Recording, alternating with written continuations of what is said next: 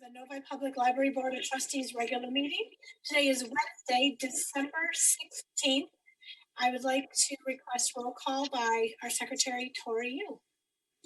Trustee Augusta. Present. Trustee Dooley. Present. Trustee Lawler. Here. Trustee Mishner. Present, thank you. Trustee Messernack. Here. Trustee Wood is absent excused. Trustee Yu, present. Student Representative Chang. She is present. It's here. Student Representative Tangarella. Here. Thank you.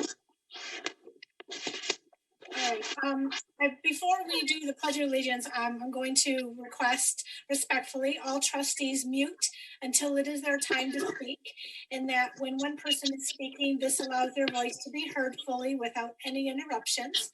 Also, trustees, if you could please raise your hand if you would like to speak. That way I won't miss it and we won't talk over everyone. And then during voting, I request trustees please verbally say yes if you are saying yes, and raise your hand for visual confirmation.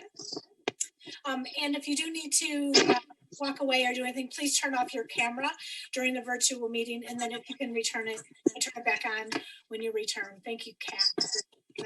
Yes, Tara, sorry. Thank you. Great suggestions. I was going to ask, a lot of the boards that I'm a part of or that I watch do a roll call vote. Have you considered that, just to make sure that everything is clean, and that way, like, we make sure everybody we can record well, but we don't miss the hand? I'm looking at the bylaws, and I think we discussed it, but I didn't think there was any need for that specifically for us. I know some boards do that, and some boards do it the way we do it. So I didn't feel that there was a need, and I know that we talked about it with our with the bylaws, because we looked at what different boards do. So sure, and I only brought it up because of the change in how we're doing things. That's all. Okay, awesome. Thank you for the suggestion. All right, I would like to request everyone to do a Pledge of Allegiance. Sorry, I'm a little rusty tonight. I pledge allegiance to the flag of the United States of America and to the republic for which it stands, one nation, under God, indivisible, with liberty and justice for all. All right. So first thing we have is I won't forget this time, the approval and overview of agenda, which is on pages 1 through 4. Any changes or comments? Trustee Yu? I just have a quick question. I don't know if I missed this in the previous meeting when it was brought up, but I looked on the agenda for public comment. It says citizens must state their first and last name and Novi address. So if someone wants to speak to the board, is that required that they are a Novi resident? Is that what the Novi address part means, or is it anybody in the public can reach out to us? That's a great question. Anyone can reach out, actually, but I took the language exactly from the city's information. So I think it's just making sure that if it is a Novi resident, we do get confirmation and we do get their contact information. Should we be able to reach out further to them? I know that's been practiced from the city. All right, thank you. Just saw that. I'm like, yep, feeling a little odd. Thanks. You're welcome. Yep. All right. Do I have a motion to approve our agenda for the evening? I'll make a motion to approve. All right, thank you, Trustee Dooley. Do I have a second? Second. Trustee Messernick, thank you so much. All in favor say aye. Aye. Bill, did you say aye? Aye. Thank you. Just wanted to make sure. All right, thank you so much. All right, next is the consent agenda. So the first thing we'll look at is the approval of the regular meeting minutes from our October 22nd meeting, which is on page 5 through 13. Any discussion, or do I have a motion to approve?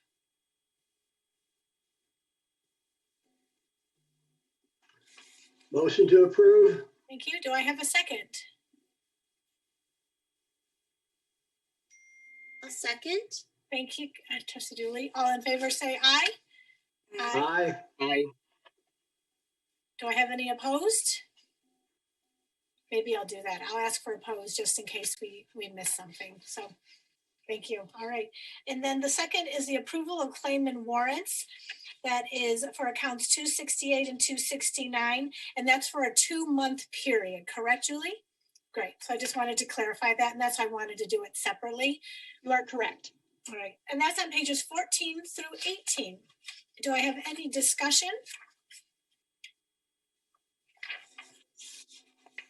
Do I have a motion to approve?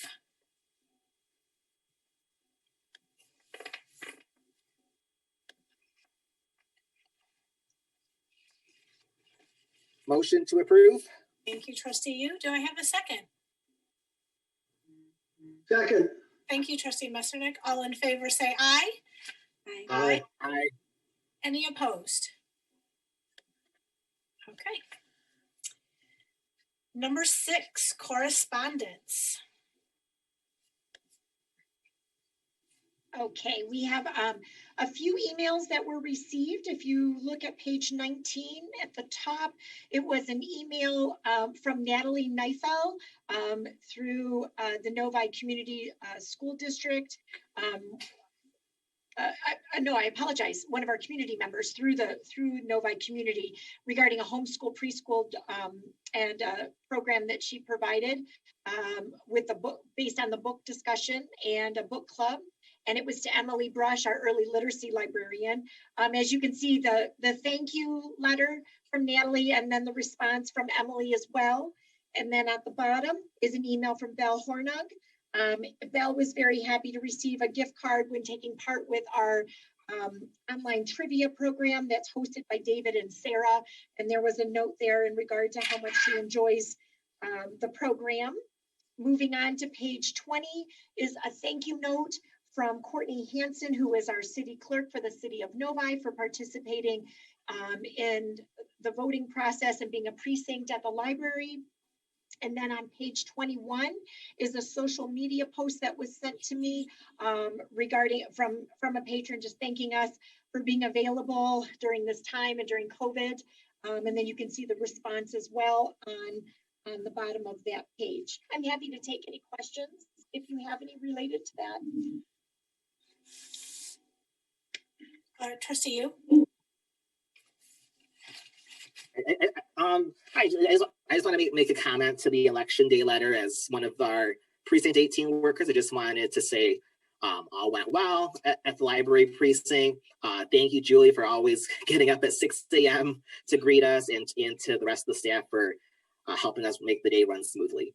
Absolutely. It's our pleasure. It's nice to see people using the building for a different purpose and getting them into the library on that day. So I much appreciate having the opportunity to be a precinct as well. Thank you, Trustee Yu.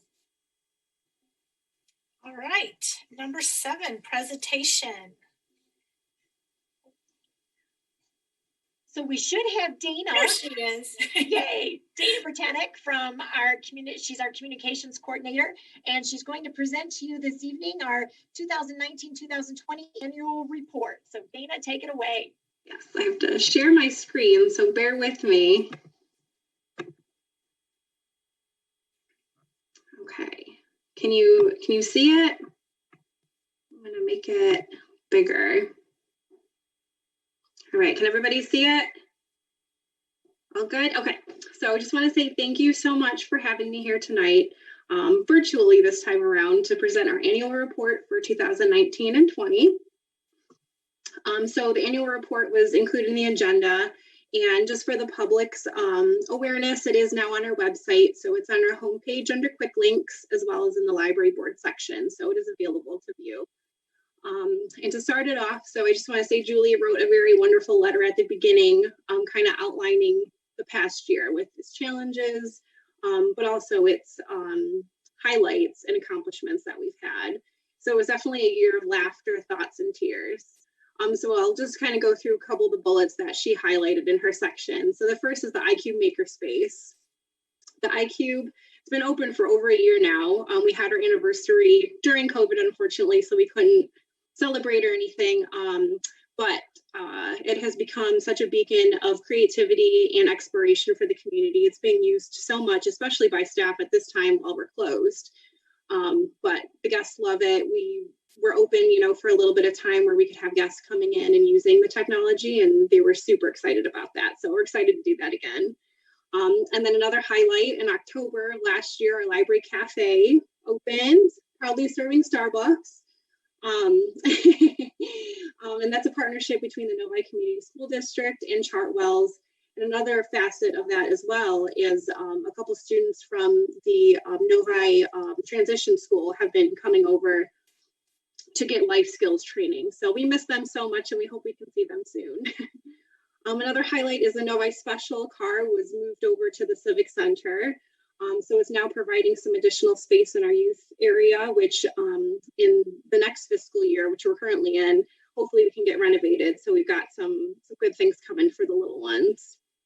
And then Lakeshore Lending Library, the planning continued on that. It was delayed, so it didn't come, you know, we didn't have it installed or anything, but hopefully in the spring of 2021, it'll be coming to Lakeshore Park. And then COVID-19 is a huge one. So, you know, that was incredibly challenging the last couple months of the fiscal year. We were all spent at home.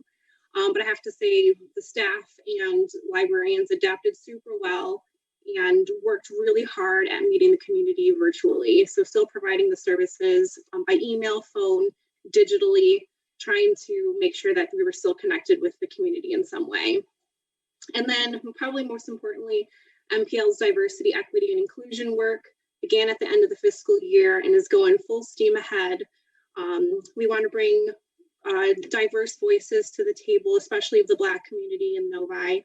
We want to work towards making more diverse collections and outreach and programming for our community as well. So go on next. We've got some pictures. These are all pre-COVID.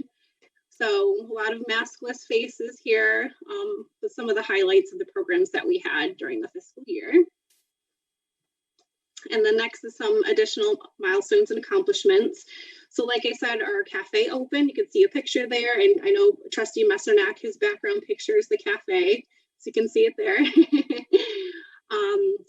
And then during COVID, we actually released a Beyond Books podcast and we aired 13 episodes. So if you haven't checked that out yet, please do. You can listen on Spotify, Apple, anywhere you can listen to podcasts, go ahead and listen. It's been a great tool for us to connect a different way with our community instead of like video or, you know, in-person programming. They can listen to us now, which has been fantastic. And additionally, some other engaging virtual programs. Librarians have been incredibly innovative at coming up with like really fun programs for kids and adults to participate in. So kudos to them.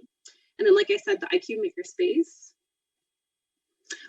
The library celebrated 10 years in its current building. And, you know, we couldn't do anything for it, but that's okay. We still celebrated kind of internally, and we're looking forward to the next 10 years. We'll do a big one for the 20th.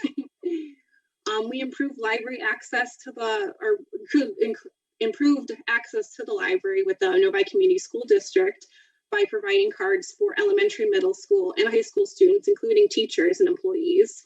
So they got their cards directly sent to them at the school and they were ready to go. They could come in and check out immediately, go online and get digital resources quickly. So just taking down some of those barriers with trying to get a card. Like I said, the Novi Special card was relocated. Hillary Henschel, our business librarian, hosted a Shop Small Market to help support local businesses. And we did it again this year, and it was virtually, so that was wonderful. We launched our Be Our Guest customer service initiative. So we're always striving to providing the best customer service that we can for the Novi community. And that was a huge component, getting together and everybody taking the training and learning some new tricks and different things we could do to serve the community. And then a big one was the community financial commitment for Lakeshore Park. It was $40,000. So thank you so much to Community Financial for supporting the library. All right, and looking forward to next year, or this current year. So, you know, again, improving diversity, equity, inclusion in the ways that we connect with the Novi community, strengthening those relationships with the community and businesses, unveiling Lakeshore Park in spring, like I said, and then renovating the youth and teen areas. So we can have them look a little fresh, you know, freshen up and new, and provide some different seating and stuff like that for our students and our children. Then conquering COVID. So here's some couple pictures of our librarians doing their virtual programs. Linda, up in the top left, she's been a hoot with dressing up and everything. She has a really funny one coming out tomorrow. It'll be out at 2 p.m. She loves to dress up. So, but we did a lot during COVID. The first one is preparing a 6-phase reopening plan so we can open the building safely to the community, which happened at the beginning of July, which was great. Did lots of virtual programs, debuted the Beyond Books podcast. Librarians, again, were super great at creating online resources and guides for, students and parents to use if they were teaching or working from home, or, kids trying to do school from home too, trying to get those resources out to them as quickly as possible. Connecting and engaging virtually with our community through social media. So doing really fun, posts, trying to get conversations going and just letting them know that we're here and available for them. During COVID and our closure, staff completed a lot of staff training. It was a great time for them to take webinars, kind of brush up on different skills so they can better themselves for when we did open. So it was a really great plus that was happening during COVID. And then we reintroduced some new services like our locker holds and drive-up window service, which is being used a lot. And this was a nice message that we sent out to our community during our closure. So a bunch of us, obviously in our homes, took pictures with different words, and we made this nice message for the community. So it's great. And here's some numbers to share as well. I won't go through them all in super great detail. Obviously, all of these are going to be erring on the side of a little bit less because we were closed for a couple of months at the end of the fiscal year, but still, I think it's really great. Digital services were used a ton during our closure, and so those numbers are, pretty good, I'd say. And then program participation as well. People tuning in virtually and participating in our programs. I don't think, people adapted and went from in-person onto virtually pretty quickly and easily. So that was wonderful. And then next is just some sponsorship, donation, grant money. So like I said earlier, the community financial, the 40,000, so we have 10,000, it's over 4 years. The Friends of the Library, obviously huge advocates for the library and always donate and, help us buy new technology and provide new services and programs for the community. So they donated over 30,000 to us for that year, which is fantastic. And then over 11,000 in general donations, and of course grants and other sponsorships that we got throughout the year. And then lastly is our total expenditures for the year. So a little over 3 million. So we'll go through all of those, but you can take a look. And then lastly, just some other pictures of different programs that we had last year. So that is it. Thank you so much for having me here tonight. We're really looking forward to this year, which we're in. Lakeshore Lending Library, we're still obviously in COVID, having that challenge as well, but we're adapting. I think we're doing really well, and we're looking forward to seeing our guests come in and use the lobby and everything for the foreseeable future. So thank you so much. Thank you, Dana. That was beautiful. Let me see if I can. Seeing people without masks, it's very shocking. Oh. Yeah, crazy. Thank you. Any questions for Dana?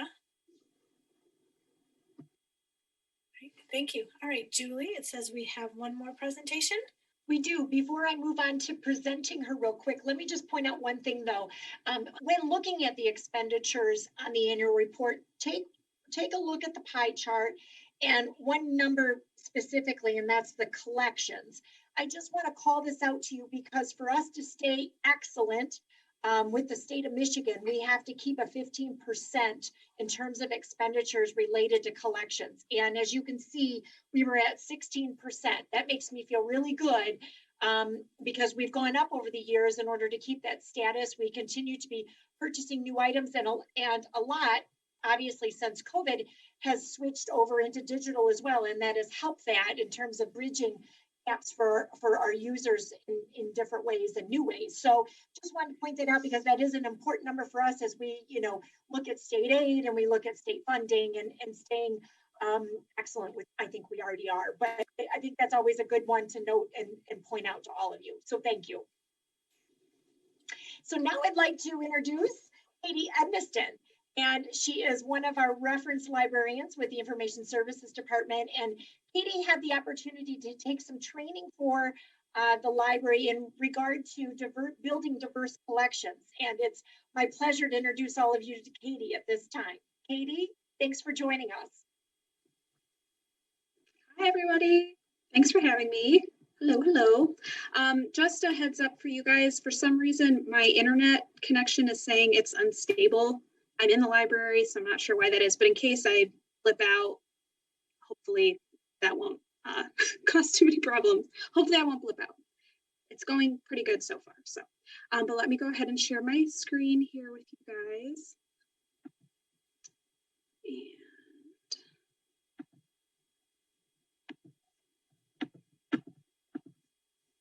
Go ahead and get this started. There we go. So like Julie said, I had this wonderful opportunity to attend a professional development course through Library Journal. It was part of a series called Equity in Action, and this specific course was focused on building diverse collections. And it was a 3-part online course. I received a Library of Michigan continuing education stipend to attend. So that was really wonderful. And I was really, really excited to attend this course because it just looked like it was going to be a wealth of fascinating information. And it really was. It did not disappoint. There were so many resources that were shared with me through this and that are going to be very valuable to all library staff. And so it was really just a fantastic course, and there was so much information there. I'm going to be giving you guys a really quick download of what I learned and kind of a quick overview. I will try not to take too long, but there's just a lot to share. But here are the course objectives for you guys to see. Basically, like I said, it was split into a 3-part course, and that first part was focused more on learning kind of the cultural literacy concepts and diversity concepts behind the whole idea of building diverse collections, and talking about things like what is white privilege, what is unconscious bias, kind of giving everyone an introduction into all of those things. And then intersectionality, cultural appropriation, all of that. The second part focused on specific stereotypes, tropes and microaggressions found in media and in books, and how librarians can recognize those, ways to kind of combat that, and just to be on the lookout for it. Some really, really excellent presentations were shared on that from several different speakers. And then finally, the third part focused on conducting a diversity audit and what that looks like for librarians, and some different ideas surrounding that, ways to kind of play with it, and flexible options of what to do for your specific situation. And then kind of addressing the future and other ideas to just as a whole bring diversity into all of your collections and readers advisory, marketing materials, that sort of thing. So just very quickly, I'll give you guys a download of that. So first of all, they shared why diverse collections are important. And there's this wonderful graphic here. Hopefully you guys can see it. I know it's on the right side, so hopefully the faces don't block it. This is a graphic of diversity in children's books. The numbers are from 2018, but it's this idea that books should be windows, mirrors, and sliding glass doors to people. That's what books should provide. Not necessarily all 3 at once, but generally when you have a collection of books, you would hope that some of them would be windows, some would be mirrors, and some would be sliding glass doors. Windows, in that you're looking through the book at someone else's world, someone else's perspective. Mirrors, in that you can see yourself reflected, see your own experiences reinforced, and maybe learn more about yourself in that way. And then sliding glass doors, in that a book pulls you through into that other world, into that other perspective, and you can really step into another person's experiences and gain that much more value from having your world broadened. So in this graphic, when you think about books as windows, mirrors, and sliding glass doors, you can see that the way diversity is in children's books right now. There are certain people that can really, have a very large mirror and see themselves, and there are many other people where that mirror is just tiny and they don't see themselves represented in literature at all. And so there have been a lot of movements in recent years to bring more diversity specifically into children's books, but into publishing as a whole. And that is because we know the importance now of being able to see yourself and see other cultures and have your worldview broadened in your reading. And so these new movements in publishing are meant to make the mirrors larger for everyone else, and to provide more opportunities to have sliding glass doors into other cultures. And as I mentioned, the big focus has been on children's books, but we young adult materials as well, on publishing for teens. There's been a huge shift in this as well. And then for adults, there's less of a focus on it because the big focus is children's books and having kids from a young age see themselves in literature. But of course, those same trends are being encouraged for adult books as well. And so there is definitely an importance in having diverse books and seeing diverse characters. But then there's another very important aspect of this, and that is something called own voices. And Own Voices was a hashtag movement that started a few years ago, right around the same time that this big movement, there's a similar hashtag movement titled We Need Diverse Books. It was specifically focused on children's books.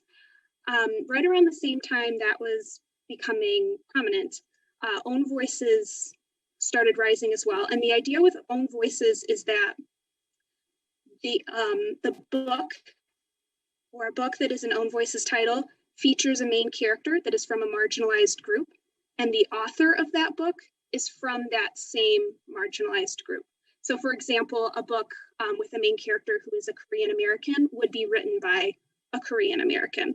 And that is a notable distinction, because just because a book is diverse doesn't mean it is Own Voices.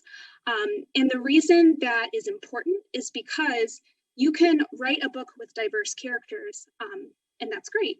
But if you do not represent that character, if you don't have that same background as the diverse character you are writing, there's a much higher chance that some of those stereotypes, tropes, and microaggressions that we often see in literature are going to be present.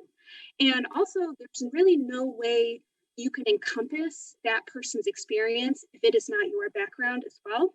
And so, of course, it's important to have imagination and to be creative and to write multiple perspectives. But there's a great value in seeing diverse characters written by people who identify as that same diverse group. And that applies to all, races and ethnicities, also those who identify as LGBTQ+, and also those with mental health or disabilities, things like that. It's important to have those voices be shared for those who actually identify and have had those same experiences. So Own Voices is sort of this other side of diverse books, and we learned about why it's important to have both.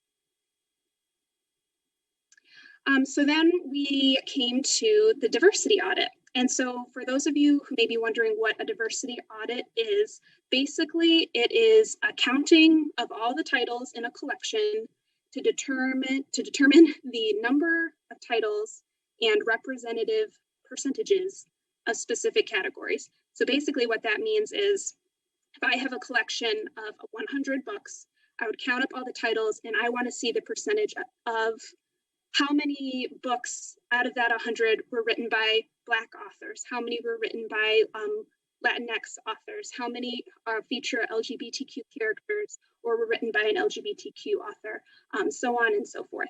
So you can break down that collection and see what the percentages are. And the reason you would want to do something like that is because it allows you to truly see your numbers and who is being represented in your collection, who is being represented in the books that you own. And you can more accurately say that you're reflecting your community and actually reflecting all people, because you have those exact numbers demonstrating who is being represented in your collections. There's a bullet point here about how it puts the science back into library science, because we can actually have numbers to back up our statements of, well, we do have a diverse collection, but you can actually show that you do, because you can show, you know, we have this many percentage of this kind of book, and so on and so forth. And then also the reason, again, kind of boiling back, why it's important to have diverse collections. Identifying and filling gaps for inclusive collections so that you truly have a diverse and inclusive collection promotes learning, engagement, compassion, and more authentic world citizenship. And so a quick glimpse for you guys of what that might look like more specifically.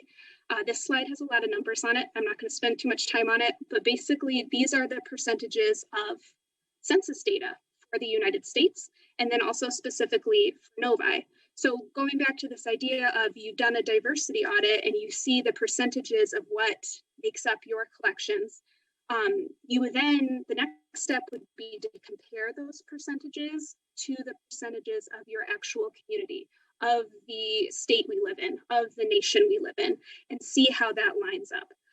So if the percentage of books in your collection was only, the percentage of books that was written by Black authors or featured Black characters was only 5%, while the national census data shows that they make up 13.4% of the population, and in Novi it's 8.5. And so you would want to have your percentages at least represent, you know, what's truly in your community, so that you can know you're actually serving your community properly and fully, and can be aware of that.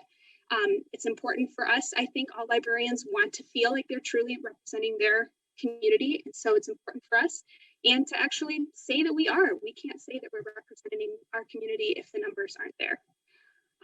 Something really interesting about the Novi percentages, you know, in national census data, those who identify as Asian make up 5.9%, but in Novi that's 23.2%. So that might factor into Novi's decision of what percentage of our collections we want to be of people who identify as Asian.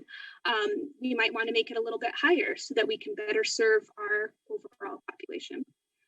So based on those numbers, you know, these are possible end goal percentages for Novi Library of how, you know, we might want to have our books actually be the percentage breakdown of who those books are representing.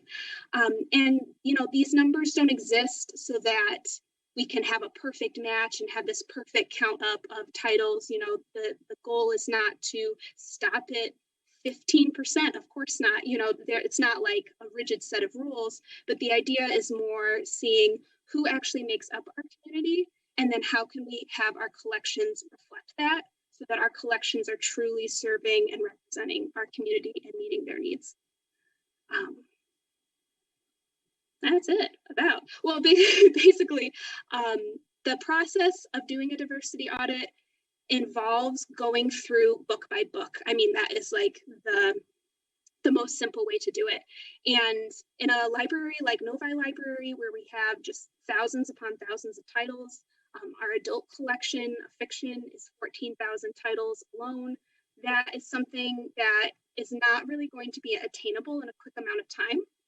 It's still really valuable work, and I would be really fascinated to go through book by book and really see what the real numbers are, and I'd like to do that, but it would take a really, really long time. And so one of the other things that was wonderful about this course was it shared some quicker routes to get that way, how to kind of work a diversity audit backwards. And then the other thing they stressed was that along with having these numbers and percentages be present in your collections, is to not just have them there, but to have them in all of your book lists, have them in all of your reader's advisory materials, have your reference librarians, when they're recommending books, do an audit of the books they're recommending. Are the books we're recommending only by white authors, white, straight, Christian, you know, able-bodied authors, or do we have this sort of representative list in our brain of titles that we can pull from to recommend to others that, again, reflect these more accurate percentages of what our community actually looks like. So some really, really wonderful resources were shared. I saved all of them and made them available to all our staff and did a presentation to them as well. And we're all really excited to get started implementing all of these to make our collections better. So that's it from me. hopefully I didn't talk too long. Oh, thank you. That was wonderful. Very, very informational, very interesting too. Trustee Tara, Mr. Thank you. Amazing job. I really enjoyed it. And I think you did a great job of surmising in a quick amount of time all the information. A few notes I want to just bring up. I love the windows, the mirrors, that type of that example. And I just wanted to, when we're talking about percentages, I just want to talk a little bit to that importance of representation, because I am an author and involved in SCBWI's DEI commitments. I just got a stipend from them like today. I won it for the work I've done with them. So this is my wheelhouse. But what I wanted to say as far as representation is, yes, we want to see ourselves represented, but also that window piece is super important, because it's hard to encapsulate for someone who doesn't understand. But for a person that, I'll use myself as an example, for me, being a Black person, I'll just be the guinea pig here, calling myself a pig, seeing white people always represented is my window, and it's like a huge window. So if you can put yourself in those shoes, that most kids of color, Black kids, anyone else that's not white usually sees that window very broadly. So even when you're looking at things, if you succinct it down to just, okay, 8.5%, that's all you'll get, or even 15, that's still not allowing other people to learn about other cultures. And then you get to, it doesn't help children to be more well-rounded, or even adults either. So that's just the thought process to remember that window piece as we're doing this. I know that April is working on some stuff too. So, and I'll talk about that later because we talked about it in DEI, but thank you. Great job of explaining. It's hard to understand if you've never had that experience of growing up in a world where makeup doesn't match, or like you always see people that don't look like you. It's an interesting thing. So I do want to just point out to your slide that you shared, the Black girl had hair just like mine, and I saw that right away. And a lot of kids of color will see themselves when they do see themselves, and it's a big deal because we don't usually see ourselves.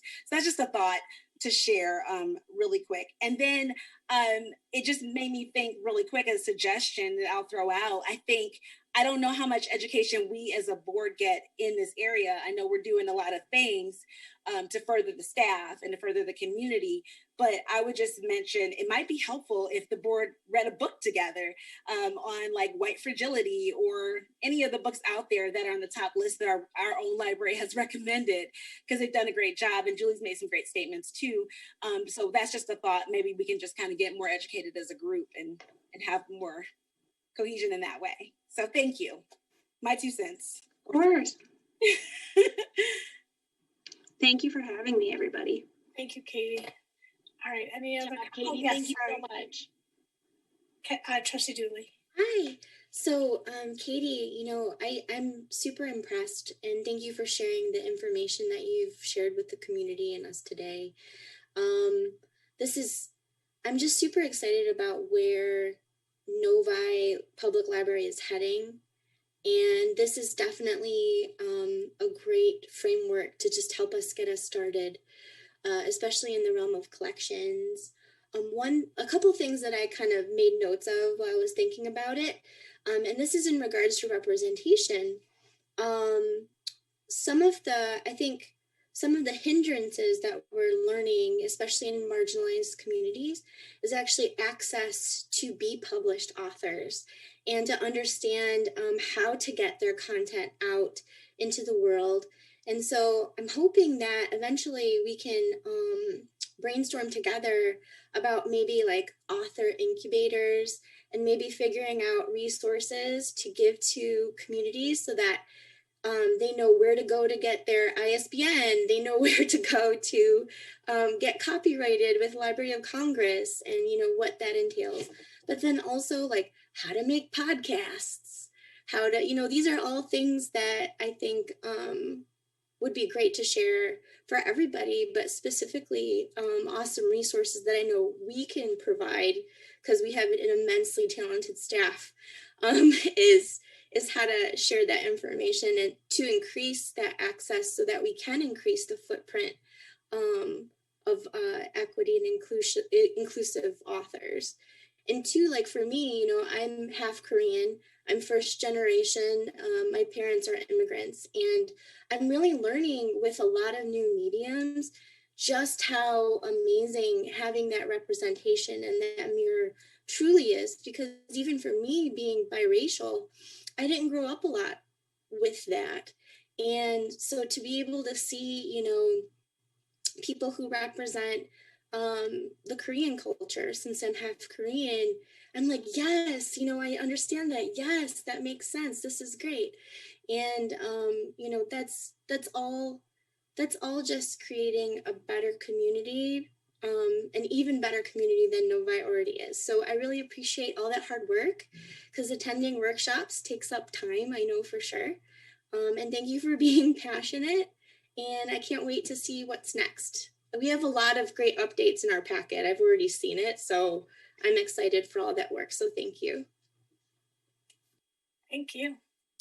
All right, any other feedback? Thank you so much for all your time today too, and for everything everything you put together. Thank you so much, everybody. Stay tuned for more. Yes, exactly. We have the student representative report for October and November on pages 22 and 23. Hello, everyone. Okay, so this is the October 2020 Library Board Student Representative Report by Taria and myself and Mrs. Gochai. So for the tween and teen library programs, there were 2 SAT practice tests that were held on October 17th, and there was 2 sessions, one during 10 a.m. and one during 2 p.m. And it was a free full-length proctored virtual practice test courtesy of Huntington's Learning Center of Novi, and the attendance was 30, 20 for the first session, and 10 for the second session. And there was also the Between the Pages Tween Book Club trivia, which was held on October 21st. Guests read Spirit Hunters by Ellen O. and answered questions relating to the book, and attendance was 7. So the month of October was actually recognized as Teentober, and this is a new nationwide celebration to aim to promote year-round teen services and innovative ways to help teens learn new skills and discover new passions. And more information can be found on the ALA's Young Adult Library Services Association website. So to participate, teens in grades 9 through 12 pretty much did 3 activities in a row on a bingo board. And when they did that, they could just submit it in person or virtually to get a chance to win $5 gift cards to the library cafe. And of course, printed copies of the bingo sheets were available at the Teen Stop. And for the Teen Space update, nothing really has changed due to the executive order. Teen Space will not be held at this time. And for tab update, the second tab meeting was held virtually via Zoom on October 16th. The meeting started off by icebreakers, but then followed by brainstorming ideas to think about possible community service projects. And lastly, the group talked about some subcommittees to accomplish tasks based on their own interests. And for upcoming tween and teen programs in December, there was the Between the Pages Tween Book Club Trivia, which was held on December 2nd. The title was Willia and the Whale by Chad Morris, and the tab meeting was also held on December 4th. So now I'll be presenting the November 2020 Library Student Representative Report by myself, my partner, Sarah Chang, and Miss Lindsay Gochai, the library staff liaison. So for the first tween and teen library program we had in November, we had the Share a Story with Local Author A-Kid program, which was held on November 4th. The author read excerpts from her tween fiction fantasy book, The Healing Star. She also demonstrated how to make a fun book-related craft using pipe cleaners and beads to make constellations. One lucky guest actually won a signed copy of her book.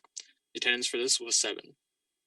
The Between the Pages Tween Book Club Trivia program was held on November 18th. Guests read Because of Winn-Dixie by Kate DiCamillo and answered trivia questions relating to the book. The attendance for this was also 7. And third, for our tween and teen programs, we had the 2 ACT practice test programs were held on November 21st, a 10 a.m. and a 2 p.m. session. They were free, full-length proctored virtual practice tests courtesy of the library's educational sponsor, Huntington Learning Center of Novi. The attendance was 22 total for these ACT practice tests, and 13 for the first session and 9 for the second session. For the teen space update, again, per the current executive order limiting indoor gatherings and social distancing, teen space will not be held at this time. For the tab update, the third Teen Advisory Board meeting of the 2020-2021 school year was held virtually via Zoom on November 20th. The meeting started with an icebreaker in which the teens went into breakout rooms in smaller groups for a quick introduction game to get to know each other, as well as discuss plans for the holiday break for Thanksgiving. Next, the teens were divided into 3 subcommittees: the teen programs, community service / drives, and teen style book display / themes. Teens spent time brainstorming ideas in their respective committees and shared with the whole group. The attendance for the tab meeting was 20. Upcoming tween and teen programs in January will be the tab meeting on January 15th, and the Between the Pages Tween Book Club Trivia on January 27th, and the title for that will be Jayla Jumps In by Joy Jones. And the title again is available through Hoopla for instant download. And then NPL is continuing to offer virtual programs in January 2021. So for the Teen Stop feature display this month, in honor of Veterans Day, the November Teen Stop display featured young adult historical fiction books set during war times.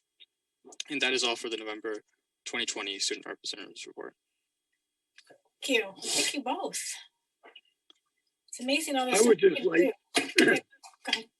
I would just like to say congratulations for the turnout for these activities, particularly the SAT and the ACT test. To get this type of turnout in these kind of times, somebody must be doing some fairly aggressive marketing, because it's very valuable, but still, in my opinion, it's a very, very nice turnout. So congratulations. Thank you. I don't know if I'm out of decorum for saying this, but I really like these name tags. They're really nice this month or this year. Pretty cool, huh? Yeah, they are. All right, time is focused, and happy holidays to everyone. Happy holidays, guys. Thank you so much. See you Bye. next year. Happy holidays. Enjoy some time off, kiddos. Thank you. Yeah, you too. All right, we do not have executive session, so now we go to the President's Report. That starts on page 24 and starts out with the email I sent to everybody for the meeting for last month. And then on page 25 is our strategic objectives that we updated in September. So this is the, we've seen that before, right? Because we were here in October. And then the goal update. So this has been updated. And this actually ties into D for the library director's mid-year review. So let's look at the goals update. Does anybody have any questions? And it's everything in red is all new, correct? You are correct. What's in red is actually the current. So like in the last month, we highlighted it. If it's in black print, it was probably happening between July up and through October, since this is the November reflection. As you can see, a ton of work has been put into so far, meeting those categories that we set up based on the actual strategic plan. Trying to follow those, putting in some of our new objectives that do relate to DEI, and then the initiatives. I'll call them initiatives where you're getting status, tactics that staff are working on specifically, and then the status of them as we put them into the document. So it is pretty big, the document at this point, because I know we are a couple months off from first giving it to you, which would have been October. But as you can see, the managers who they put in this information based on their staff and how they're accomplishing things. A lot of great things are happening since July and as we got rolling. So I'm happy to answer any questions you have. I know this is your first time getting a view of it, and you will see another in January, because it's now put in place and is now building. So if you need some time, obviously next month, you'll see it again with more updates, which would include December and January as well. Trustee Yes, Trustee Dooley. I was counting like which page of the of the goals, so you could, because it's long and awesome. I think it's like the 5th page of the goals. It's like a shortened page. There should be a page number on your pages. Do you have that for me? Hopefully it printed. It must be page 30. Okay, wonderful. Okay, thank you. That helps me, yes. So one thing I wanted to ask about was trying to find my notes. Or actually, I just wanted to point it out that we kind of talked about it in the presentation, but sorry, I lost my spot. But I just wanted to reemphasize that the plan to adopt all kinds of inclusion, but really like marginalized populations like the Black community, that's truly being emphasized throughout this document. So really wanted the public to be encouraged to read the packet and specifically read all those goal updates, because there's a lot. And I don't know if we're going to be able to get through all of them. That was just something that I wrote when I was like reading all the goals, and I was really excited about that. And yeah, sorry I lost my spot, but there's just a lot of amazing information in here, and I just wanted to encourage people to look it up and read it, because there's a lot being done right now, and it's only the beginning, but you know, definitely we're moving in the right direction, and I'm really excited to share that, and I hope the community can see it too. Thank you. This is a lot of work by our managers, you know, compiling it, but it's everybody's hands involved in it, every staff member. So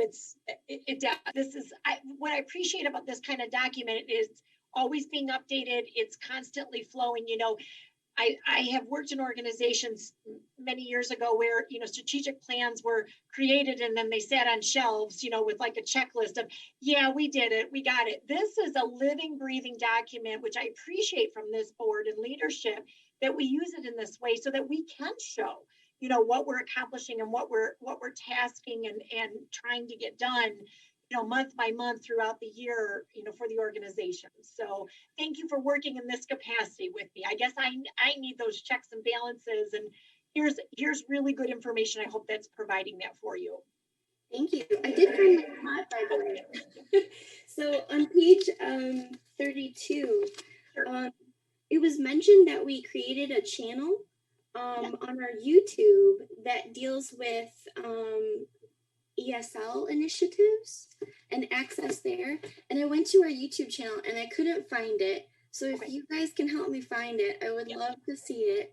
And just so everyone knows, like I went to our YouTube channel and there's a lot of amazing uploads. So if you guys are missing any programs, that's definitely where you want to head as outside of Facebook. But if you can help point that in our direction, I'd love to see it because I got super excited when I saw that. Happy to I'll grab that information and find out. When it first says tactic, it's created, and then next to it says created the channel. So I'll find out. What I'm hoping is I can get you the quick links to it. So yes, you got it. Anything else that I can help? I know there's a lot here tonight. So, and I know you get it on Monday, so you might need some time. And then again, like I reiterated, you will see another update as for the January too. So hopefully by then it'll give you a chance to digest a lot of this. Trustee Nestor. Thank you. I was just going to say this is great. I think, yes, it's lengthy, but we don't do them every month anymore, right? That was changed a while ago. So I think it's necessary. I do too. I do want to give, I just want to voice that I think our community does look at these things. I don't think that they're missing it. I think they see the work. So, I know Trustee Dooley said, make sure you watch it. I think they are. And I think that people are encouraged when they see those changes. So they're attending, right? So we're seeing numbers at these events. So keep up the good work, and we'll do our best to lead the way as well. Thank you. All right, any other comments before I go forward? All right, seeing no hands. And then I emailed everybody the correct director's review. The one I sent was the old one. I forgot that we updated it and I didn't have a copy, so I just sent it right before the meeting. So I kindly request that you send it to either the HR committee or myself by January 11th. And then what we're going to do is compile them, average it, and then present Julie with one report with all the feedback and average all the numbers. Yes, Trustee Mishner. I have so much to say. So I wanted to ask a question on that really quick, because I know that typically the way that the committees work is like the committees go and they come up with things and they bring back suggestions. And I didn't see where this was a suggestion for vote. Does this need to be voted on? Because typically that's what we do. No, we talked about this, I think at Julie's annual meeting and actually in the rules, it says that it's supposed to be an average. Somehow we got off track. And correct me if I'm what? Have you been doing it wrong forever? Is that what you're okay? Yeah, I don't know how and when, but it used to be that it would be average, and then somehow it got into individual. So we'll take all the feedback, though, that will all be included. So we're not going to change words. So feedback will all be included. We're just taking the numbers and averaging them. So everybody still get, I'm sorry, go ahead, Melissa. No, go ahead.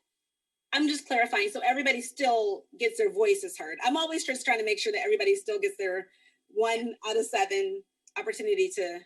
Yep. So the numbers will be averaged, but the comments will all be listed individually. That will be cut and paste into the document. So there won't be any taking what you said and changing it. It'll be exactly as you are presenting it to us. Okay. And we're trying to meet on January 13th, right, Kat?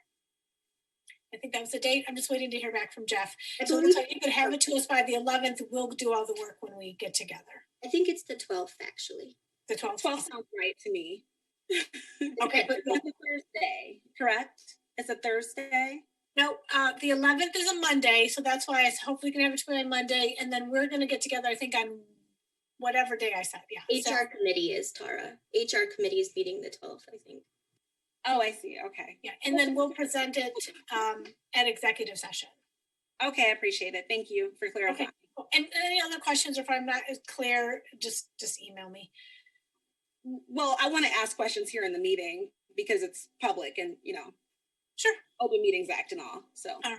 Thank you for clarifying. I do appreciate it. And Julie, will you make sure we have executive session set up for our January meeting?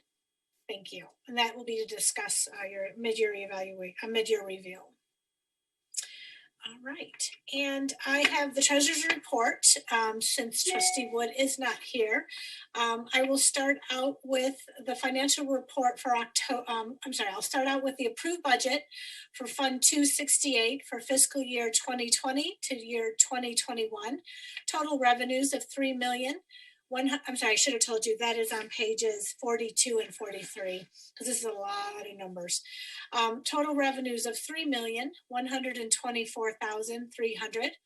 Total expenditures of $3,221,824, with a net of revenue and expenditures of using $97,524 of fund balance. Approved budget for Fund 269 for fiscal year 20 to 21. Total revenue of $46,500.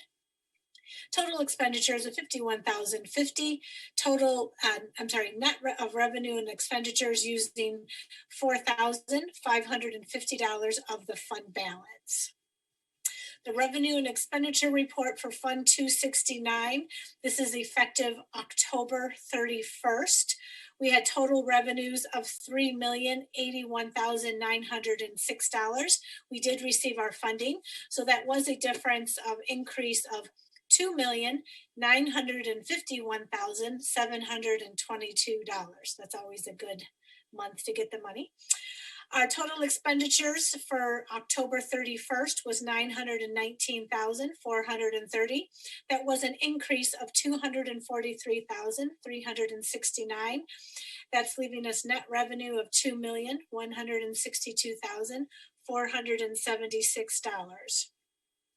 Revenue and expenditure report for Fund 268, effective October 31st, 2020. Revenue was $8,153, an increase of $5,969. Total expenditures as of October 31st was $6,716, an increase of $2,042. That was a net revenue of $1,437. The balance sheet report as of October 31st for Fund 268 was $4,424,473.20. And ending fund balance for Fund 269 is $1,708,416.77. Any questions before I go on to November? All right, for revenue and expenditure report for Fund 268 and revenue ending November 30th is $3,094,177. That was an increase of $12,271. Total expenditures effective year-to-date November 30th. Expenditures were $1,126,365. That was an increase of $206,935. And net of revenue and expenditures was $1,967,812. The revenue and expenditure report for Fund 269 year-to-date November 30th. Total revenue was $12,370. It was an increase of $4,217. Total expenditures, $7,666. That was an increase of $950. And net of revenue and expenditures was $4,704. The balance sheet report as of November 30th for Fund 268 was $4,229,809.30. Fund balance for Fund 269 is $1,711,683.38. Any questions? Whew, that was a lot. Awesome. Did I forget anything? Okay, thank you. Director's report, Julie. Okay. Just for, time's sake and all, and I know it's the holidays. What I first want to say before I get started is, first of all, happy holidays to all of you. I know this is our last meeting of 2020. Boy, I'm excited to see those numbers 2020 go away. I look forward to 2021. We've got a lot of things coming in the new year. Not sure on some things how we'll move forward, but I'm confident that we'll do some great things in the new year. But just very appreciative of all of you and your time and the commitment and the leadership that you put in. So moving on, I want to definitely recognize our December and January anniversaries for the library. I know with not having our November meeting, we've started celebrating a little bit already because it's mid-December, but I do not want to forget these people. So Emily Brush is one of our librarians, and December 8th, 5 years, she celebrated. Shannon O'Leary is also one of our librarians, and December 8th is also her 5-year. It's pretty interesting how people get, hired on the same day sometimes. David Silberman, a librarian also with Information Services, December 28th, 11 years.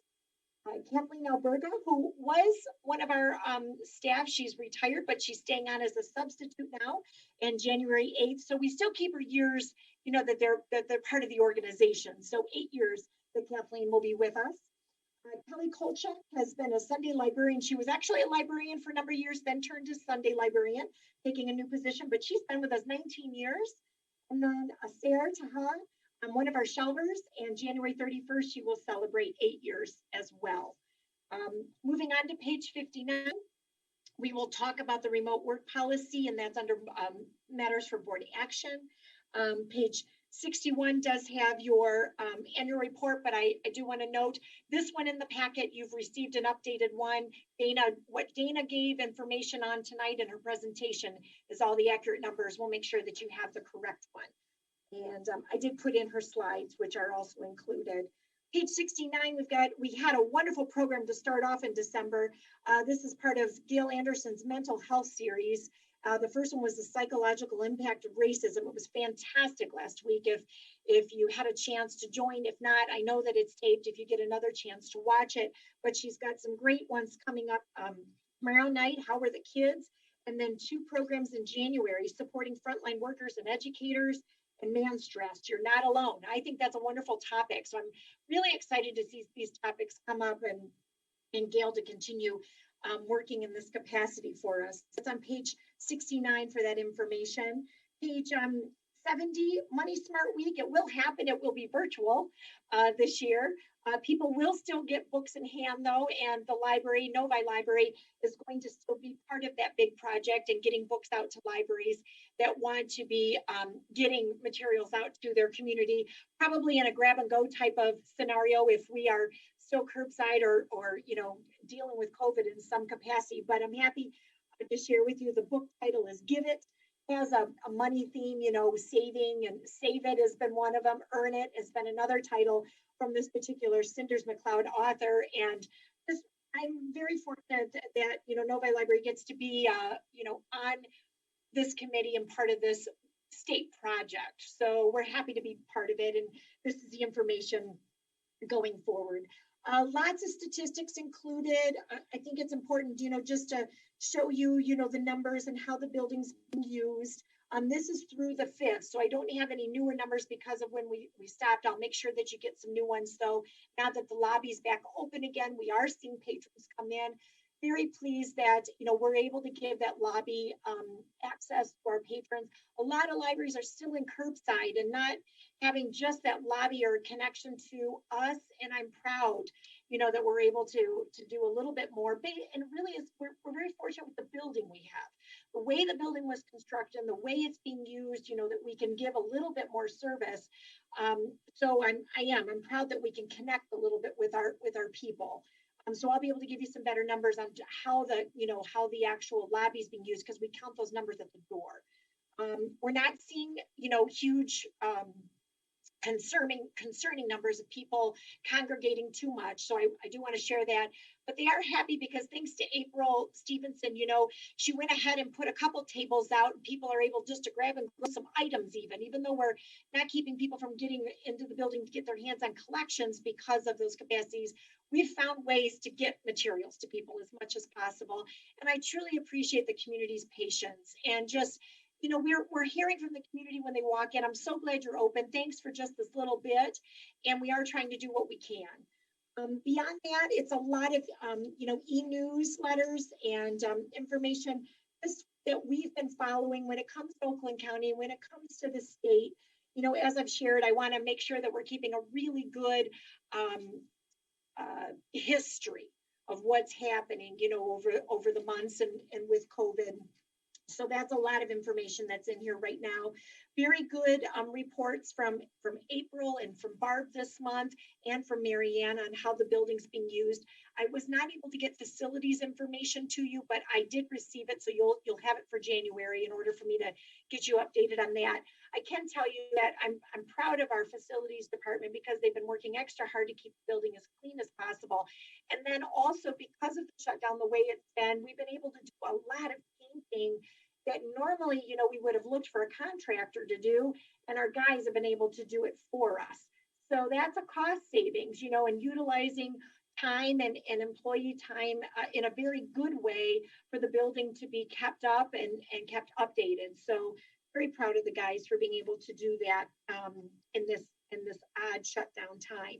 Great numbers. I think our numbers are really good as we go, to pages through pages 113. We really are. We are being used. We've got great usage numbers for what we're experiencing. And then I was able to catch up with the Friends and include their October information and minutes and the agenda from their November meeting.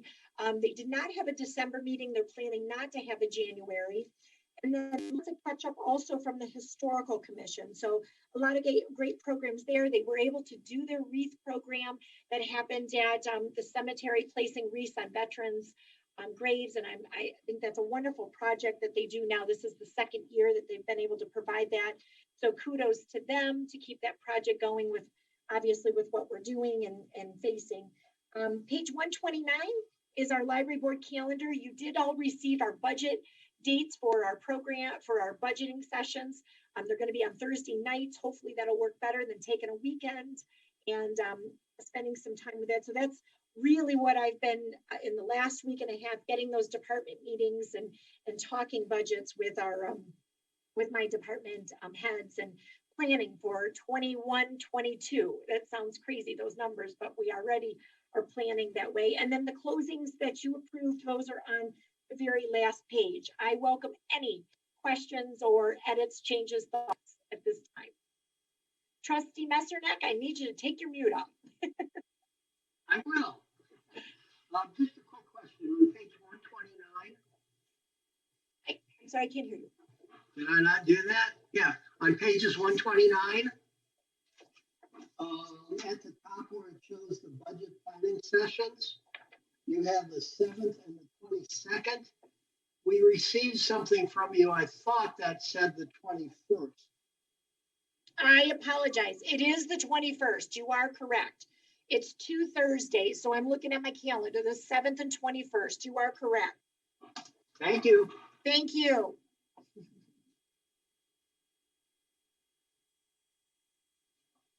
Fast fingers. All right. No other comments or questions? Thank you, Thanks, Julie. everyone. Thank you, Director's Report. All right, Committee Report. Trustee, Chair Mishner, Policy Committee.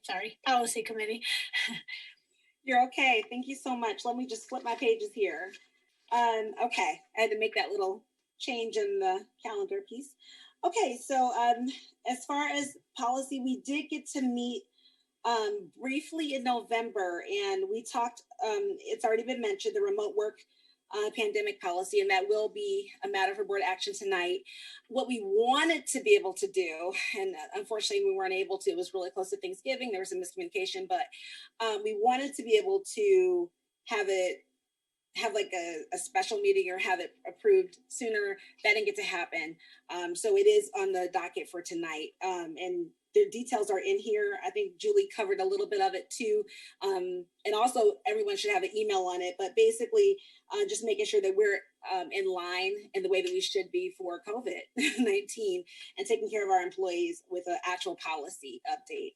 Super important. I did get to attend the MLA conference, and I attended a really good session on that.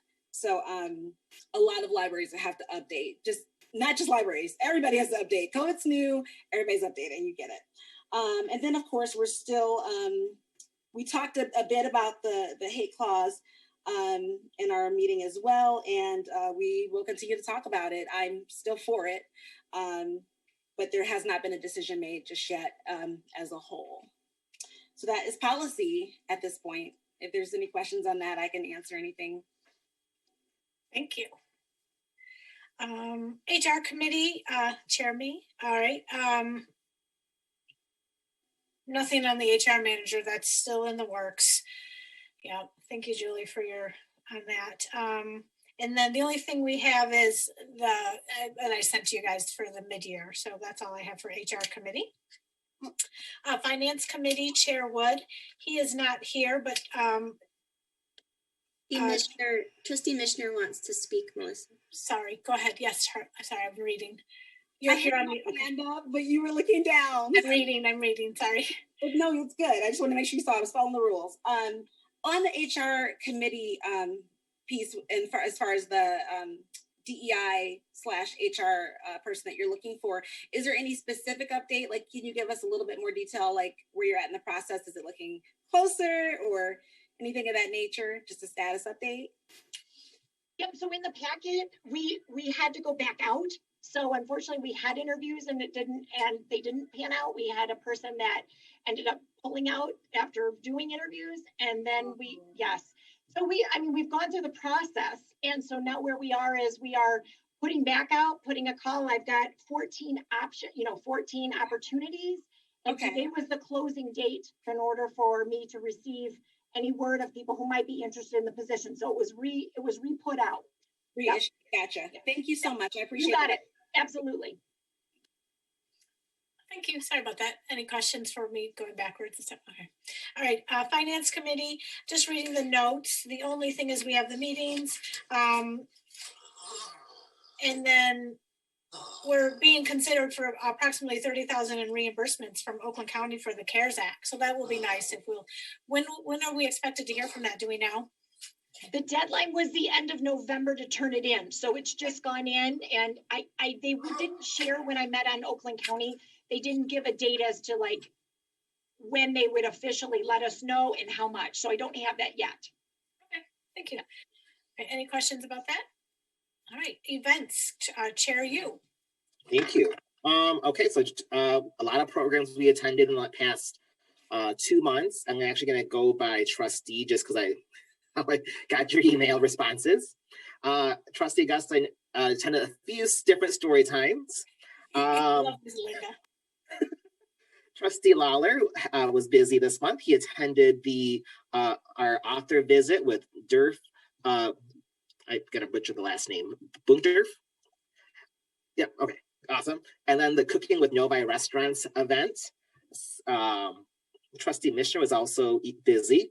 Well, she hosted. She was part of the DEI, the two DEI listening sessions.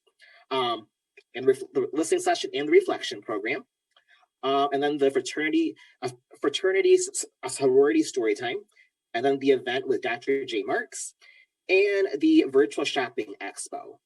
Hope I got all of them. And I attended the DEI listening session live, but then I watched the reflection later on because I had a conflict that evening, and then I did attend the holiday shopping expo as well. Live, and I watched the playback of a few story times and the Cooking with Novi events, and I think we are doing a great job, the staff, of finding and still hosting all these programs, even though we're in our virtual setting. So I don't know if any of the trustees who attended programs want to speak about their events they attended, but I don't know if I call them or trustee calls them. I'm so sorry that I neglected to email you, but I was also in the listening sessions and the reflection. And then I did catch just the beginning of one of the fraternity sorority story times, and it was awesome. And I'm so excited for that addition to our programming. So I'm sorry I forgot to email you, Tori. It's all good. I don't know if I call people or if Trustee Augusta does that. So. I think if you're doing your report, you can call it. I mute okay. myself. You got the show. You're running the show. All right. Trustee, your hands up. I'll call on you. Thank you. I love the respect. That's awesome. Hey, I am so grateful for the virtual opportunity. That's all I have to say. I feel like it's hard to miss stuff now.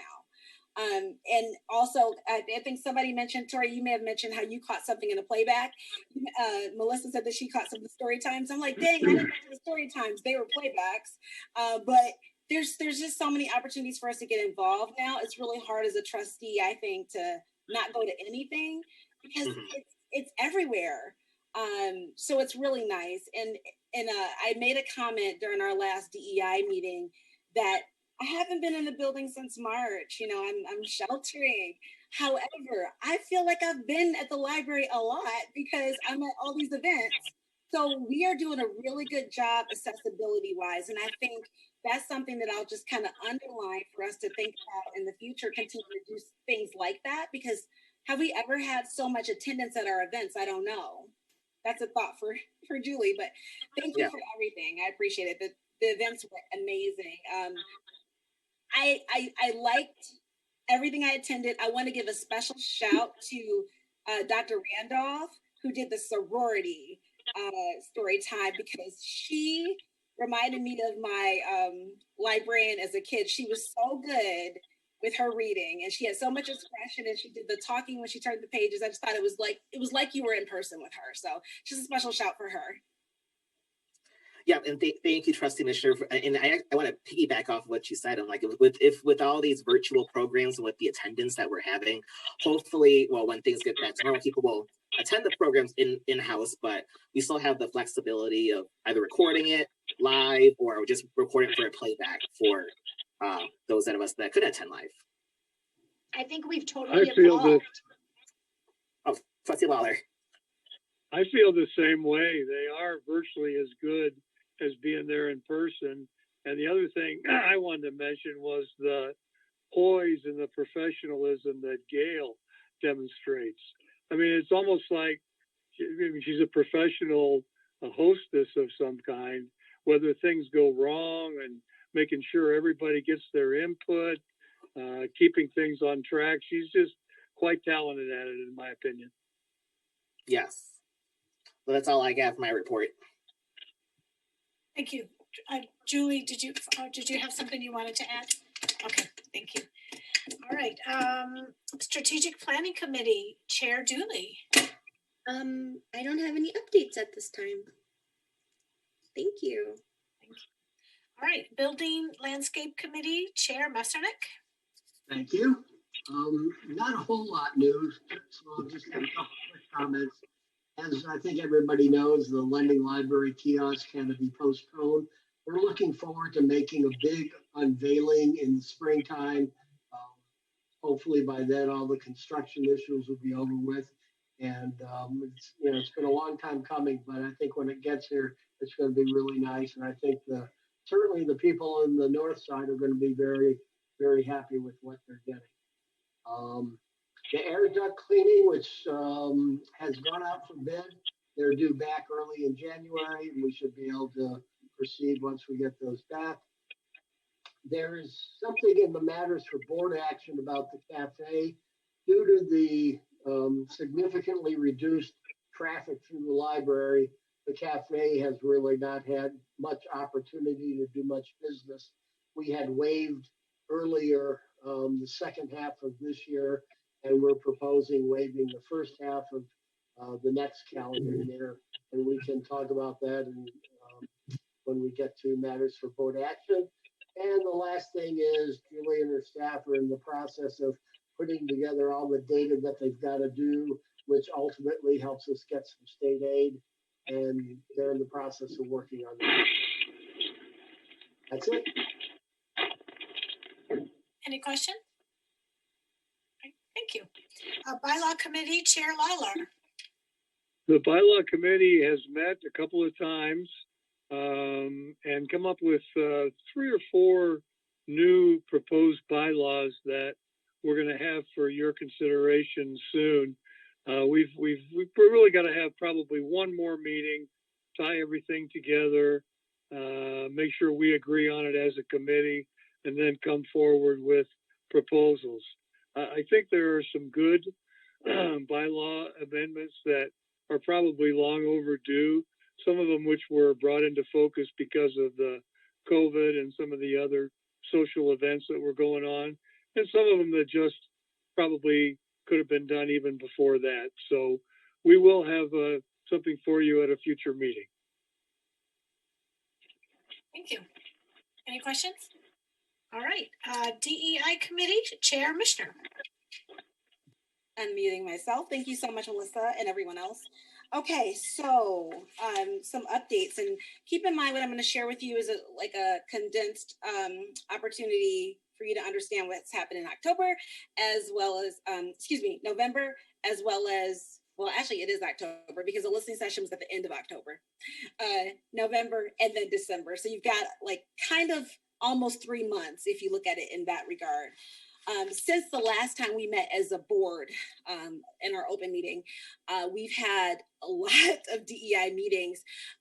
I can assure you that this committee, I don't think I've ever, when I was on HR committee, we met a lot, but I don't think I've ever been on a committee at the library that met so much. I hope that gives you peace because we are a conglomerate of a lot of people from staff, as well as me and Kat, and we regularly talk about the things that the community has brought to us. So we had a community listening session, as many of you know. I think that the general consensus is there was some angst, and some comments about things that people would like to see for the Black community. A lot of people do feel unheard. The encouraging part that I'll share with you is that before we even went into it, we said, let's make sure that we listen. We bring both of our ears and kind of close this a little bit more. So we did a lot of listening. And we heard a lot of hard things, but true things. And when we came back, the next time we met in between to discuss everything people had said, and we divvied things up with where they go. And then we came back and we reflected, and we called it a reflection session because we didn't want it to be a rebuttal. It's not a debate, right? We wanted to make sure that we responded to the people who did mention things. I have to tell you, things like, we heard from people talking about like a Library of Tomorrow program, and people are talking about putting that into something like that into place with Passon, for example, who we've heard from a lot. We've heard from Sharon Trumpy, who's been very vocal about some things that she would like to see. And she's been a part of the solution as well. Let's note that, she's done programs for our library too. She's been an intricate part, and we've been able to respond to her as well and continue to do that. But there's more people out there too that have let their voices be heard, and some that we haven't heard from before, but we were able to hear from. Sorry, someone is calling me at this very moment. I apologize. I do have my phone on mute, but it kind of came through. Sorry. I got rid of them. Anyway, so I just want to encourage you all that we definitely listened, reflected, and we've made a lot of notes. I'm going to share that, when I worked corporate in human resources, we always said that diversity brings value. The things that have been brought to the table only make us better. Like the fraternity and sorority story times, that was like Gail and Tia Marie came up with that. I definitely don't want to take credit for it. Again, it's a team approach, but different people have different strengths to bring together.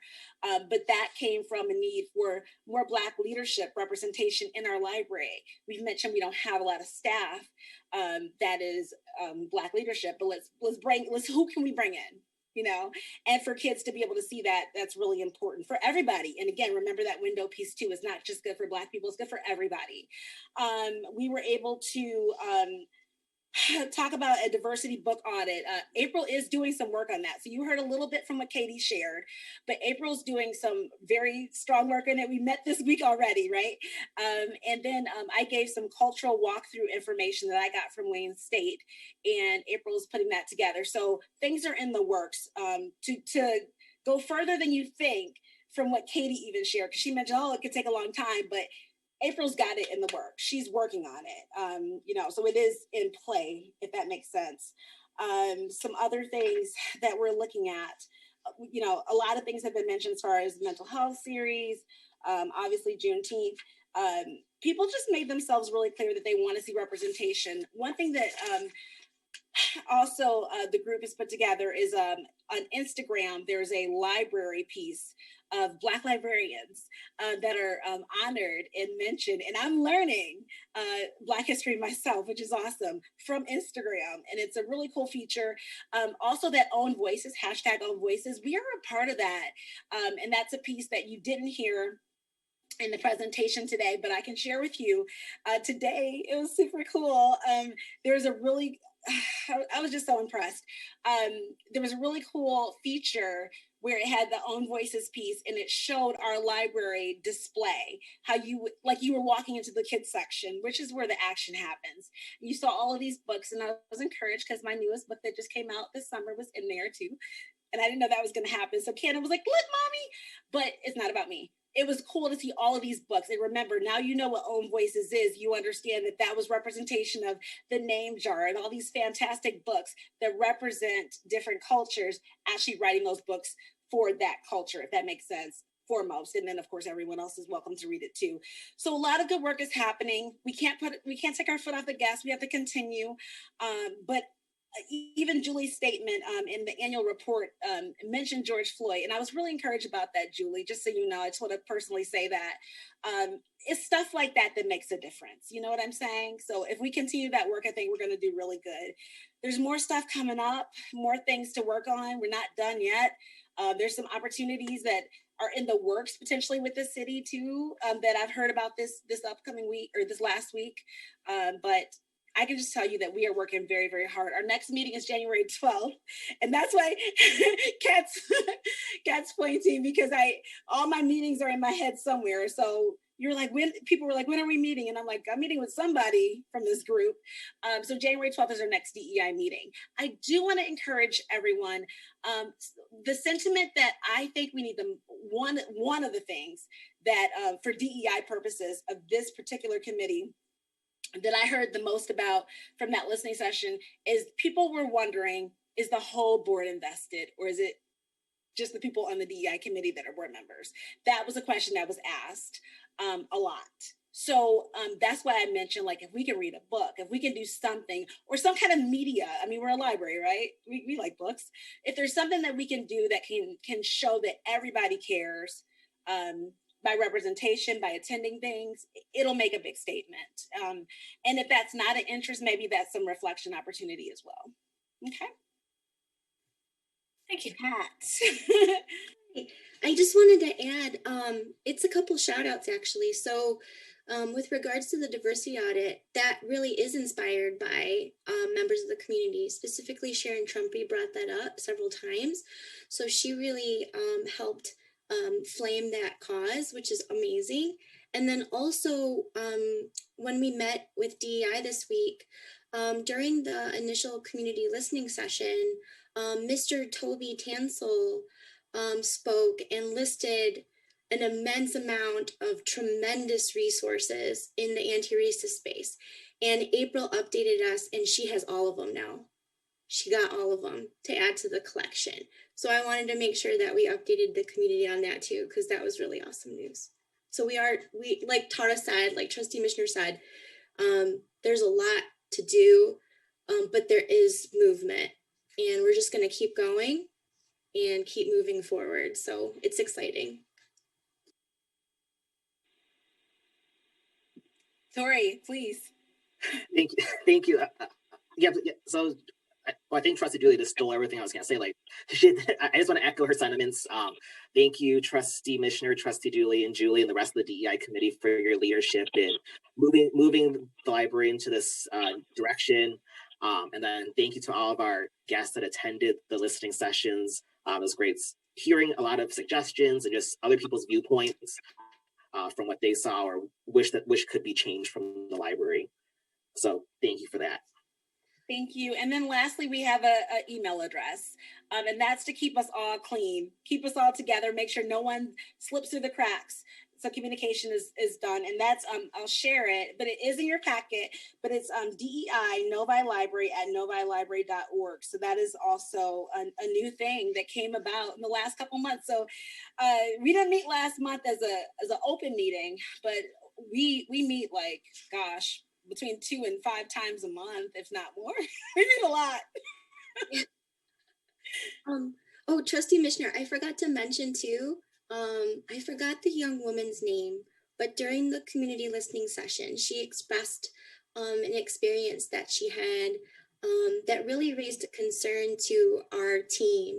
And April right away reached out to this young woman and has already started to do major improvements with regards to customer service and access and fellowship and relationships with the Black community. So that was really awesome. And I wanted to make sure we pointed that out too, because that was a big update we didn't get to talk about last time. That's a great point, Kat. So just in a nutshell, the young lady that Kat is referencing felt dismissed when she asked about the location of something. And as a result, April made a new protocol for her staff that you don't just point somebody somewhere and say, it's over there, right? You take them to it and offer them a tour if they'd like it, which is such great guest relations. I say guest relations because I know Julie wants to move us into guest as opposed to patron, right? So, but it's a great way to connect. And it's a great way to actually see the humanity in people instead of just pointing them somewhere. You're looking them in their eye, you're taking them there. Usually when you're walking with somebody, you talk to them. So thanks, Kat. That's a good point to bring up. I think that's everything. Thank you very much. All right, we are down to number 14, public comment. In order to hear all citizen comments at a reasonable hour, the library board requests that speakers respect the 3-minute time limit. This is not a question and answer session, therefore library board members will not respond to questions. It is an opportunity to voice your thoughts with the Novi Public Library Board of Trustees. Citizens, please state your first name, last name, and your Novi address. Do we have anyone coming forward?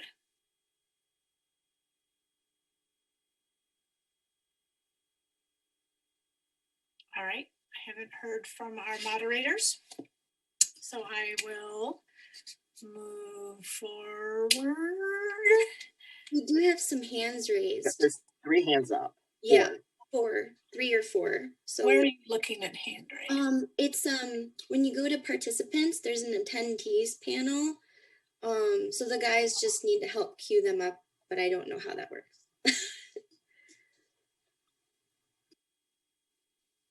All right, how do we need our moderators to unmute them?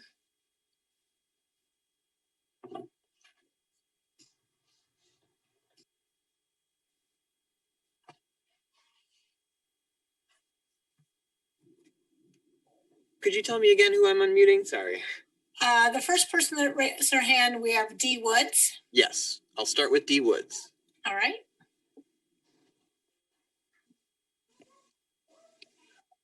Hello, can you hear me? Yes, thank you. Yep. My name is DeJuan Woods, and I live in 49589 Hartwick Drive, Novi, Michigan. And I have to say, listening to the presentation by Katie Iverson, I have to say, I am proud to be a Novi resident, and especially proud to be a patron of the library. I have a 6-year-old, and we often visit the library. And I do want to commend all of you on all of your efforts, by the way. I have a few points. The first is I think it's no coincidence that Novi has the #1 school district and Deerfield is the #1 elementary school. If you look at reading as being fundamental to academics, to testing, to the whole education process, a library is the foundation for I think this community and the success that's represented by the ratings through the state of Michigan's education ratings. I do want to say something about going forward and taking advantage of the resources and the opportunities. I think as a library, there's a wealth of opportunities and connections. The first I think is important. Wayne State University was mentioned. The relationship with Wayne State through Julie Farkas is an alum of Wayne State University, and Dr. Steve Matthews, who's an alum of Wayne State University's School of Education.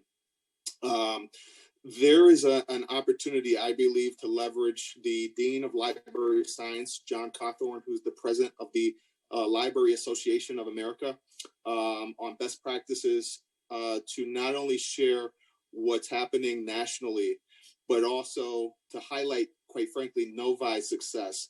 And I think it could be a mutually beneficial partnership. And I know John has been eager to work with the library. I think Tara Mitchner has been in touch with him. The other connection that I think that is important is the relationship between all of the colleges and universities. Michigan State, the University of Michigan. I think Katie Iverson attended the University of Michigan Library Science program. But that data and working with these universities on best practices, I think will only strengthen Novi Library. And the last comment I'll make, I'm an African American and really am proud to hear all the work that you all are doing. I do think words matter, and my 6-year-old son has to say a credo every morning. Deerfield leaders are caring, responsible community members who respect themselves, others, and their environment. And those words ring true to him and ring true to me, and I say them with him every day. And any language that you have showing that you're open to others, to those community members that were represented in that slideshow by Katie about the representation of everyone, international, African American, Caucasian. Sir, your time's up. Thank you so much. Thank you, Mr. Woods, for your comments today. All right. Lisa GH is also raised her hand. Good evening, everyone. My name is Lisa Hobson. I live at 49773 Hartwick Drive, and I echo the sentiments of DeJuan. He's a neighbor of mine, and our kids go to Deerfield. They attend Deerfield together. We are honored and proud to live in the Novi community, and it's just heartwarming to listen to you guys. It seems like you've grown a lot over the last few months as far as your receptivity to matters of equity and diversity. And I just have a suggestion. I don't know if any of you guys have ever visited the Indianapolis Public Library, the main branch. My husband and I went there this summer, and we spent a good portion of the afternoon browsing through their diversity and equity sections of the library, and it just blew us away. So if you, I just suggest that you guys sit down together as a board and see what other libraries are doing, what their collections have to offer, and maybe do some type of collab with them. If there's some type of virtual tour you can do with Indianapolis, that would be great. It blew me away. And I was listening to Mrs. Missioner's report. I'm very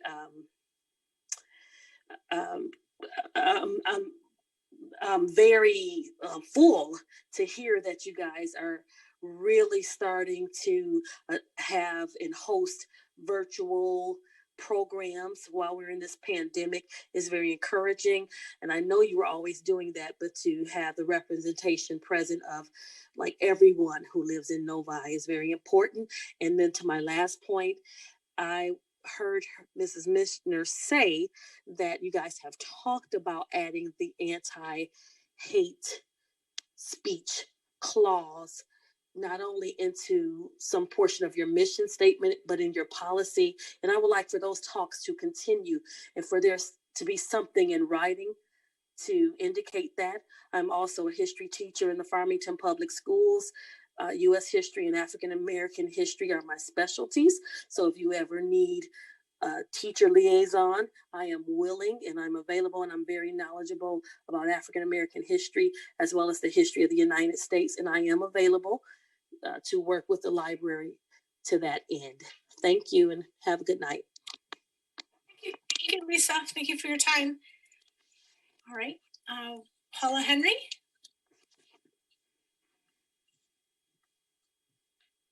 I think you're unmuted. Are you there? Yes. Oh, hello. Thank you.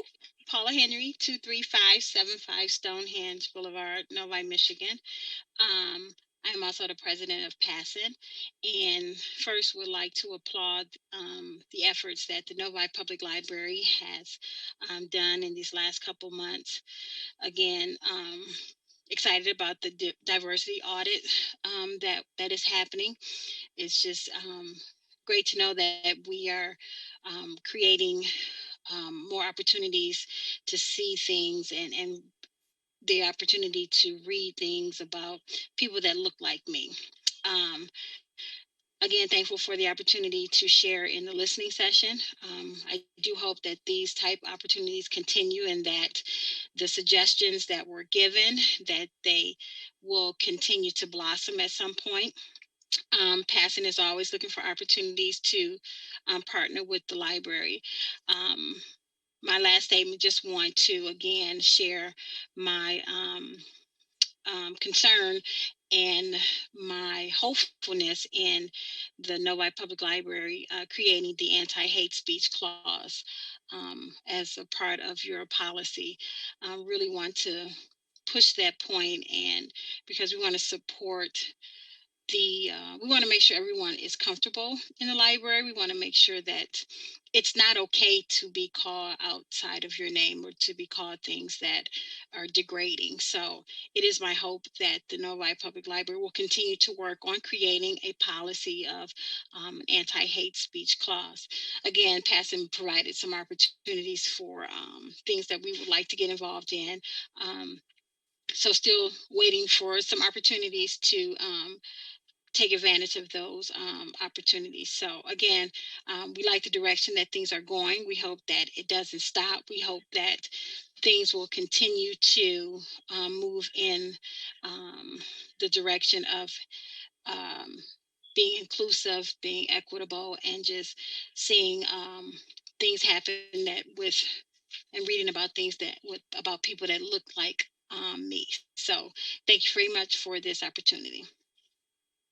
Thank you, Paula. Thank you so much for your time today. Thank you. All right. And then we have, is it Punita Thurman? Yep, that's right. Hi, good. Thank you.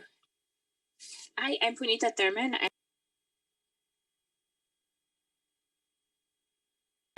Can you hear me? Okay, I think you can hear me. I also, like Dawan and Paula and Lisa, wanted to say thank you to this board for your leadership. I have watched over the last few months with just admiration for the way that this board has provided leadership on such a difficult issue. And when I think about how Dawan talked about the library really being an instrumental, playing an instrumental role in our community and our schools and in learning, and the leadership that this board has demonstrated to take on hard issues, to be courageous in acknowledging and being open and listening to the issues around race and equity in our community is nothing to be overlooked. When I think about the role that the library board plays, I really do see you all leading ahead of the school district, ahead of the city, and I'm really grateful for the kind of openness with which you have approached a really tough conversation and continue to have high hopes, expectations, and aspirations for how you will continue that work as we move forward, continuing to think about the hate, anti-hate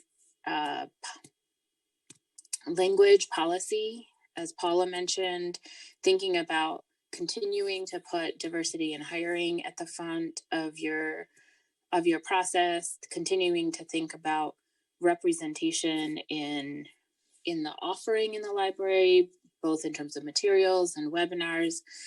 You really are setting the pace around how to create a space for openness and for learning. And I just wanted you to know that many in the community are watching with admiration and with high hopes that this will continue and that you will continue to push forward on this issue, both at the library and to continue to push our community forward around these issues.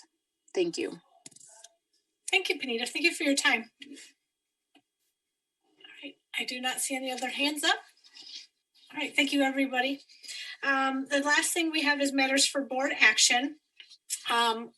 And not that I want to rush anybody, but Julie does have to close up and we have 3 minutes. So if we can't agree, we may have to push something off till next month. The first thing we have is matters for board action, the waiving of the lease fee for the cafe vendor, as we previously did for last 6 months. Is there any discussion, questions, or clarity we need? Yes, Trustee Mishner. Thanks. I'm trying to be fast, but I do have questions. I want to say yes and approve, but my fear is I hear about budget concerns all the time. So I'd like more information about how much money this quantifies between this time, like how many actual dollars this adds up to, as well as the dollars that it added up to last time. So I think I will need more time, especially if you're saying do this in 3 minutes. I need more time. I can give you that information if you need it right away. We, on average, we look to bring in for the cafe for the year. I'm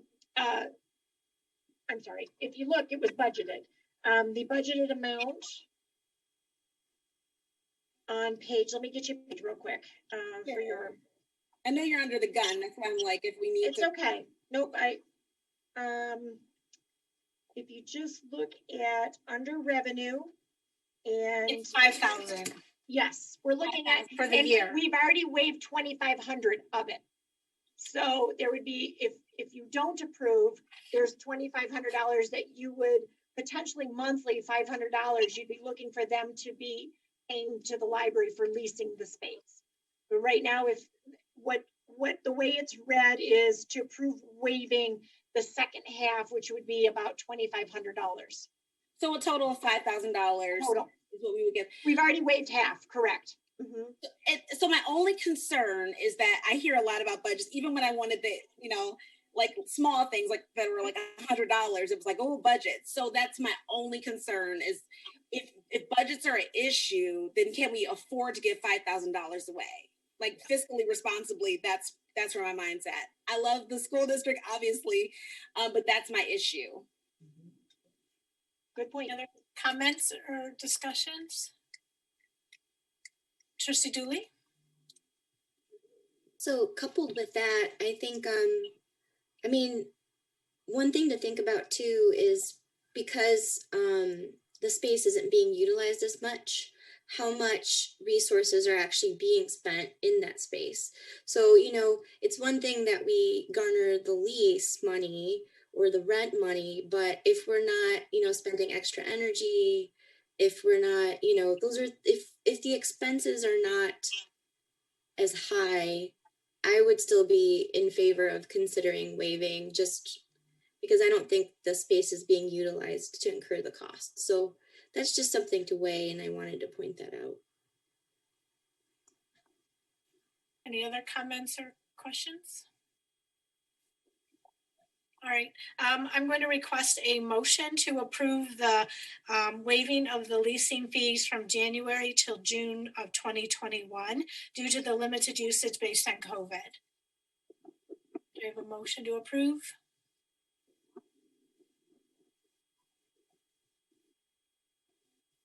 A motion? Can I make a motion? No?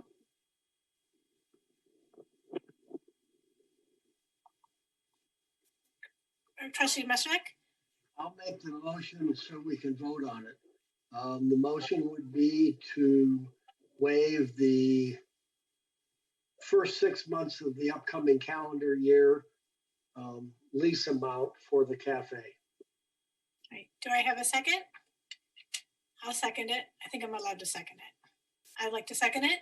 All in favor, say aye. Raise your hand. Aye. Aye. 2, 3.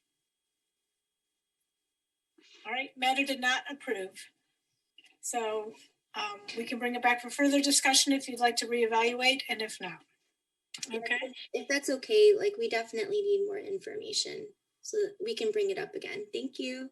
I guess I'd like to know what information you need so that Julie can have that information. Would you like me to get a report from the cafe just to see? Okay, absolutely. Yep. Okay. Got it.